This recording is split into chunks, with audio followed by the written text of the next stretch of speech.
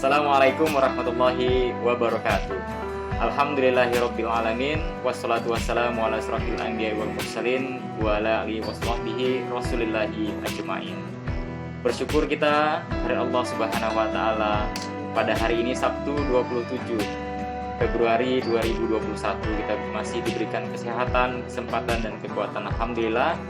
Pada siang hari ini saya bersama dengan Pak Budi Suhari, Ketua Yayasan Rote Indonesia Mulia, insya Allah akan membahas terkait wakaf tingkatkan kepedulian sosial, di mana nanti Pak Budi Suhari akan menjelaskan perihal wakaf dapat meningkatkan kepedulian sosial terhadap sesama. Baik, saya sapa dulu ke Pak Budi. Assalamualaikum warahmatullahi wabarakatuh, Pak Budi. Waalaikumsalam warahmatullahi wabarakatuh. Apa kabar Pak Budi? Alhamdulillah baik. Baik, Sehat. alhamdulillah sehat, baik ya. Ya, Rote Lovers, alhamdulillah Pak Budi sudah siap dengan materinya. Kita langsung saja mendengarkan perihal wakaf dari Pak Budi Suhari, Ketua Yayasan Rote Indonesia Mulia. Kepada Pak Budi, persilahkan. Ya, terima kasih Pak Hari. Rote Lovers, alhamdulillah. Assalamualaikum warahmatullahi wabarakatuh. Alhamdulillah siang ini kita bisa bincang-bincang, sharing tentang wakaf. Mudah-mudahan bincang-bincang kita ini bisa menambah wawasan, menambah semangat spirit kita untuk bisa saling peduli dengan sekitar. Alhamdulillah terkait dengan wakaf yang tadi menjadi tema kita, kita akan sharing bahwa wakaf ini sebenarnya adalah syariat yang sudah ada sejak 14 abad yang lalu. Kalau hari ini kan 1442 Hijriah ya, zaman Rasulullah dulu di awal Hijriah. Jadi sejak 14 abad yang lalu sudah ada syariat wakaf ini. Cuma mungkin ini belum terangkat, sehingga aset syariat wakaf ini seperti sebuah harta karun yang tenggelam di dasar laut. Jadi kita sekarang sudah menyadari bahwa syariat wakaf ini sangat luar biasa menjadi aset dan kekuatan umat Islam. Jadi kita tertarik untuk mengangkat sebuah aset syariat ini, mudah-mudahan bisa memberikan manfaat kepada kepedulian sosial kita. Jadi wakaf ini pertama sekali disyariatkan yaitu saat sahabat Rasulullah SAW, Umar bin Khattab, mempunyai tanah lahan kurma di Khaybar. Jadi beliau menanyakan ke Rasulullah, ya Rasulullah, saya mempunyai lahan dan sawit kurma, sebaiknya diapakan? Kemudian Rasulullah menyampaikan, tahan pokoknya, kemudian sedekahkan hasilnya. Nah, itulah menjadi fikih dasar dari zakat, yaitu tahan pokoknya, kemudian sedekahkan hasilnya. Jadi setiap kita nyatakan sebagai wakaf, maka aset wakaf itu harus abadi, ditahan pokoknya, kemudian manfaat hasil produktifnya itulah yang kita berikan kepada sosial, pada masyarakat. Dan saat di zaman sahabat dahulu itu para sahabat berlomba-lomba untuk berwakaf. Ada ceritanya tentang Abu Thalha, dan ada cerita tentang Abu Thalha dengan kebun kurmanya di sekitar Masjid Nabawi.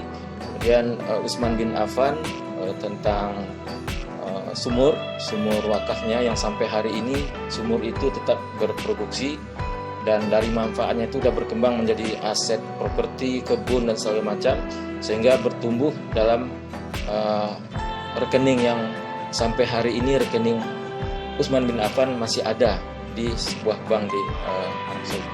Dan rekening ini rekening tertua di dunia sampai saat ini masih ada, yang bisa membiayai kegiatan-kegiatan sosial dan keagamaan dan untuk umat muslim di Arab Saudi.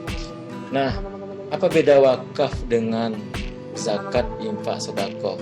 Nah, ini Ini satu paket sebenarnya, ziswaf, zakat, infak, sedekah, wakaf. Itu biasanya satu paket sebuah lembaga filantropi Islam melakukannya aktivitasnya.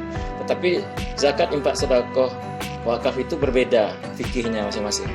Nah, kalau zakat itu kewajiban. Kemudian nilai pokoknya itu harus segera habis, dibagikan, tidak boleh bersisa. Malah kalau bersisa, si pengelolanya yaitu disebut dengan amil, itu dipertanyakan, artinya dia nggak kerja gitu. Kenapa kok masih ada? Karena harus segera dibagikan. Yang berhak menerima hanya 8 asnaf: fuqara, masakin, amilin, mu'alaf, riqab, gharimin, ibnu sabil, fisabilillah. Hanya itu yang boleh menerima zakat. Kemudian infak sedekah apa? Infak yaitu sifatnya sunnah, dan itu juga ada materi, ada yang uang gitu, dan itu juga harus segera disalurkan. Nilai pokoknya habis disalurkan, dan kesemuanya itu sebenarnya masuk kategori sedekah, dan wakaf salah satunya kategori umum sedekah. Tapi wakaf berbeda, si pengelolanya disebut dengan nazir. Kemudian nilai pokoknya tidak boleh habis, harus dilestarikan, harus abadi, tidak boleh diwariskan, tak boleh dihibahkan, tak boleh diserah terimakan ke yang lain, tapi dia harus kekal. Nah, apanya yang dibagikan? Yang dibagikan adalah hasilnya, hasil produktifnya. Nah, itu yang menjadi sedekah. Nah, itulah perbedaan wakaf. Dan wakaf ini adalah salah satu syariat yang disampaikan dalam sebuah hadis yang diriwayatkan oleh Muslim, bahwa apabila seorang Muslim meninggal, maka terputus amalannya kecuali 3. Yang pertama, sedekah jariah, yaitu wakaf. Yang dimaksud dengan sedekah jariah itu wakaf. Kemudian ilmu yang bermanfaat dan doa anak yang soleh. Nah, di antara ketiga ini, amalan yang tak terputus mengalir sampai kita pun walaupun kita wafat tapi tetap mengalir, yaitu ketiga ini yang paling mungkin kita lakukan adalah di wakaf. Anak soleh mungkin kita sudah didik anak kita dengan baik, ternyata besarnya nggak seperti harapan, itu bisa jadi. Udah ilmu yang bermanfaat, mungkin ilmu kita nggak seberapa, mungkin orang yang lebih berilmu lebih banyak, mungkin kita juga nggak mudah untuk bisa berilmu seperti orang yang punya ilmu. Kemudian kalau wakaf, siapa saja bisa berwakaf, tidak harus menunggu kaya, karena sekarang ada syariat wakaf uang gitu. Sehingga siapa saja bisa berwakaf, walaupun 1000 itu dia berwakaf. Tukang parkir pun bisa berwakaf, tidak menunggu kaya. Nah, itu. Jadi bedanya wakaf itu dia pahalanya mengalir, tidak putus, tidak habis di saat kita menyerahkan, distribusikan. Pahalanya mengalir sampai hari akhir. Artinya walau kita wafat, pahalanya tetap mengalir, pahala manfaatnya. Nah, sehingga dikatakan wakaf ini adalah sedekah jariah yang menjadi mitigasi risiko akhirat. Artinya, ya misalnya timbangan amal dan timbangan keburukan kita imbang nih. Tapi karena ada yang mengalir saat kita wafat, timbangan amal kita makin berat, akhirnya jatuhnya kita ke kebaikan, ke surga gitu. Dan wakaf tidak begitu penting bagi seorang yang sudah merasa semua dosanya bisa ditutupi oleh kebaikannya. Tetapi wakaf sangat penting bagi orang yang ingin menutupi keburukan dosanya dengan kebaikan, dialirkan selamanya walaupun dia wafat. Maka zakat ini adalah investasi akhirat gitu. Jadi zakat wakaf akan menjadi sebuah solusi untuk bagaimana bekal kita untuk akhirat. Jadi dia satu paket biasanya dengan dalam sebuah lembaga filantropi Islam, satu paket disebut dengan ziswaf, zakat, infak, sedekah, wakaf. Kemudian ziswaf ini bagian komponen dari Islamic Social Finance yang bisa memberikan pembiayaan kepada sosial umat Islam, sosial ekonomi umat Islam. Gitu barangkali. Baik, terima kasih penjelasan Pak Budi kepada Rote Lovers terkait wakaf. Nah, kita juga mau tahu nih Pak Budi, perihal apa sih unsur-unsur yang harus terpenuhi di dalam berwakaf? Ya, jadi memang ada unsur-unsur yang harus dipenuhi sehingga itu dikatakan wakaf. Begitu juga zakat, sebenarnya begitu juga ada unsur-unsur. Nah, tapi kalau wakaf sesuai dengan yang tercantum di Undang-Undang Nomor 41 Tahun 2004 tentang wakaf pasal 6, itu dikatakan ada 6 unsur yang harus ada dalam transaksi wakaf itu. Yang pertama, adanya wakif. Wakif adalah si pewakaf. Nah, syarat dari wakif ya hartanya harus harta dia, bukan harta orang lain. Nah, wakif perorangan, wakif organisasi, wakif badan hukum. Nah, itu wakif si pewakaf. Kemudian yang kedua unsur adanya nazir. Nazir adalah si pengelola. Si pengelola wakaf. Kalau di zakat namanya amil, kalau di wakaf namanya nazir. Nah, nazir ini pun harus yang berizin, bersertifikasi, bukan asal-asalan ngaku-ngaku nazir gitu. Jadi nazir harus ada pengesahan dari pejabat pembuat akta ikrar wakaf dan Badan Wakaf Indonesia, sehingga dia sah menjadi nazir. Karena nazir ini harus amanah dan profesional. Kemudian yang ketiga unsurnya mauquf atau harta wakaf sendiri. Nah, harta wakaf ini banyak pula penjabarannya. Jadi harta wakaf yang kita sebut mauquf. Harta wakaf itu ada yang bergerak dan tidak bergerak, ada uang dan ada non uang dan segala macam. Kemudian yang keempat adalah mauquf alaih. Mauquf alaih itu adalah si penerima manfaat dari wakaf atau tujuan dari manfaat wakaf tadi. Jadi tujuan atau si penerima manfaat wakaf disebut mauquf alaih. Nah, yang kelima yaitu adanya akta ikrar wakaf. Karena tanpa akta ikrar wakaf ini wakaf tidak sah. Harus ada tercantum dan diterbitkan, disahkan oleh pejabat pembuat akta ikrar wakaf. Kalau wakaf aset, tanah dan segala macam itu PPIW disebut, pejabat pembuat akta ikrar wakaf itu adalah KUA setempat. Kalau wakaf uang itu adalah LKSPWU atau Bank Syariah. Kemudian yang keenam, unsur wakaf adalah dicantumkan di akta ikrar wakaf itu tentang jangka waktu wakaf. Jadi apakah jangka waktunya selamanya atau ada batas waktu. Nah, karena itu ternyata ada fikih soal jangka waktu itu.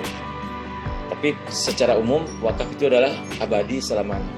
Tapi kalau wakif berkehendak bahwa hanya sampai batas waktu tertentu, itu ada dasar dalilnya, dibolehkan gitu. Nah, 6 unsur itulah yang harus ada di transaksi wakaf. Dan transaksi ini disahkan oleh PPIW, pejabat pembuat akta ikrar wakaf. Baru wakaf itu sah gitu. Nah.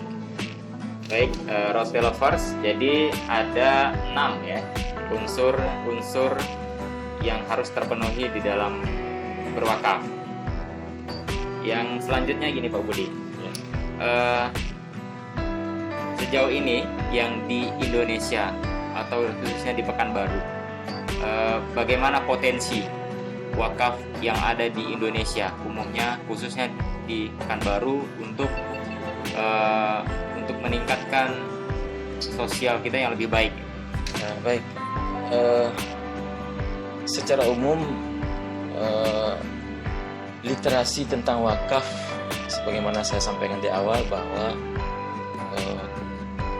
terkait dengan literasi wakaf ini kita banyak yang kurang paham, kurang tahu gitu, sehingga ini sebenarnya harta aset syariah kita yang harta karun yang terpendam di dasar laut, sehingga ini akan kita angkat lagi. Sejauh ini literasi wakaf masyarakat terhadap wakaf ini sangat rendah sekali. Banyak yang kurang paham pengetahuannya tentang wakaf. Ini terbukti dari laporan publik expose Basnas dan BWI Pusat, publik expose tahun 2020 tentang indeks literasi wakaf. ternyata secara nasional Badan Wakaf Indonesia melaporkan indeks literasi wakaf Indonesia secara nasional ada di angka 50,5. Artinya itu masih rendah angkanya, 50,5%. Nah, itu masih angka rendah. Itu secara nasional. Artinya kalau ditanya di kalangan intelek terpelajar pertanyaan tentang wakaf, rata-rata banyak kurang paham. Mungkin yang dia pahami hanya sebatas wakaf apa? Wakaf itu ya tanah, bangunan, madrasah, atau diistilahkan 3M, makam, madrasah, masjid. Mungkin sebatas itu pemahaman tentang wakaf. Selanjutnya ditanya pertanyaan yang lebih dalam, rata-rata mereka kurang memahami. Ini mungkin kurang publikasi, kurang edukasi selama ini. Dan ternyata untuk indeks literasi wakaf di Riau, Provinsi Riau secara nasional ternyata di peringkat paling bawah. Ini kita prihatin nih. Padahal Riau ini kan negeri Melayu ya, yang sangat religius gitu ya. Ternyata indeks literasinya tentang wakaf terendah dari seluruh provinsi di Indonesia, yaitu di angka 36,2%. Nah, ini prihatin kita. Maka Rote yang sekarang sudah menjadi nazir wakaf yang resmi ditunjuk oleh Badan Wakaf Indonesia Pusat dan adalah salah satu nazir wakaf uang pertama di Pekanbaru, punya tanggung jawab untuk mengedukasi masyarakat, meliterasi masyarakat tentang wakaf. Seperti acara kita ini semacam sharing dan memberikan pengetahuan kepada masyarakat umum, Rote lovers, bahwa ternyata wakaf itu luar biasa, dan kita menyadari bahwa pengetahuan kita tentang wakaf masih sangat minim, dan kita harus berakselerasi untuk belajar dan membaca literasi tentang wakaf. Itu Pak Ari. Baik. Kemudian ketika ada Rote lovers nih yang mau berwakaf ke Yayasan Rote Indonesia Mulia, ini caranya atau mekanismenya seperti apa nih Pak Budi? Mungkin bisa diinformasikan ke Rote lovers Pak Budi. Rote lovers, Yayasan Rote Indonesia Mulia atau dikenal di luar sebagai Rote Foundation mempunyai program wakaf, yaitu dengan branding Universal Wakaf.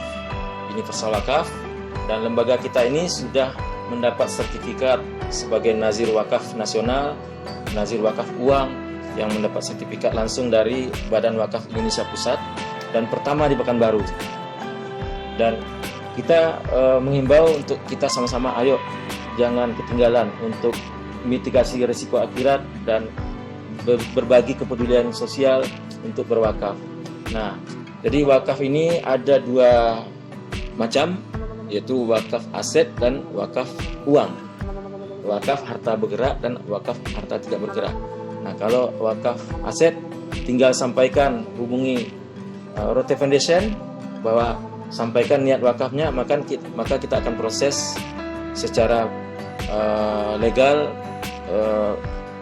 proses untuk transaksi wakafnya. Kemudian kalau wakafnya berupa wakaf uang, maka kita akan proses melalui LKS PWU atau Lembaga Keuangan Syariah Penerima Wakaf Uang, yang rekening Rote Foundation ada di situ untuk diproses dan diberikan sertifikat sebagai wakaf uang oleh LKS PWU, yaitu bank syariah yang bekerjasama dengan kita. Nah, nanti karena prinsip wakaf itu adalah tahan pokoknya, sedekahkan hasilnya, maka tugas Rote Foundation, Yayasan Rote Indonesia Mulia, adalah memproduktifkan dana wakaf ini untuk menghasilkan keuntungan, dan keuntungan inilah yang akan menjadi dana sosial untuk masyarakat, untuk duafa, untuk kita bangun pesantren, untuk bangun memperhatikan duafa. Kita salurkan ke 5 rumpun program.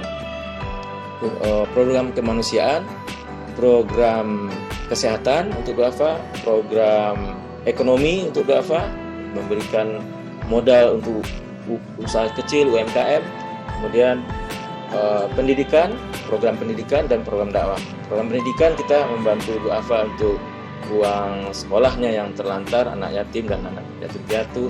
Kemudian kita juga sedang membangun pesantren, yaitu pesantren Alfiyah di lahan 14 hektar lahan wakaf yang kita kelola dan kita bangun pesantren di sana. Jadi manfaat dana wakaf yang Rote Lovers sampaikan diamanahkan ke Universal Wakaf atau Rote Foundation akan kita kembangkan dan hasilnya akan kita salurkan ke program-program yang tadi. Gitu. Jadi kita punya instrumen yang sudah kita share di flyer-flyer kita. Bisa kita berwakaf rutin 1.000 per hari, tinggal klik dengan aplikasi OVO, apalagi GoPay dan aplikasi-aplikasi lain. Nanti bisa dilihat di flyer kita, untuk tinggal klik dan maka kita bisa berwakaf setiap hari 1.000 per hari, 1.000 per hari asal rutin. Nah, kalau ada atau pilihannya 1.000, 10.000, 100.000 dan sesuai keinginan dan niat kita. Sehingga insya Allah ini menjadi investasi akhirat, mitigasi risiko akhirat yang pahalanya akan mengalir selamanya, dan ini akan menjadi dana abadi yang akan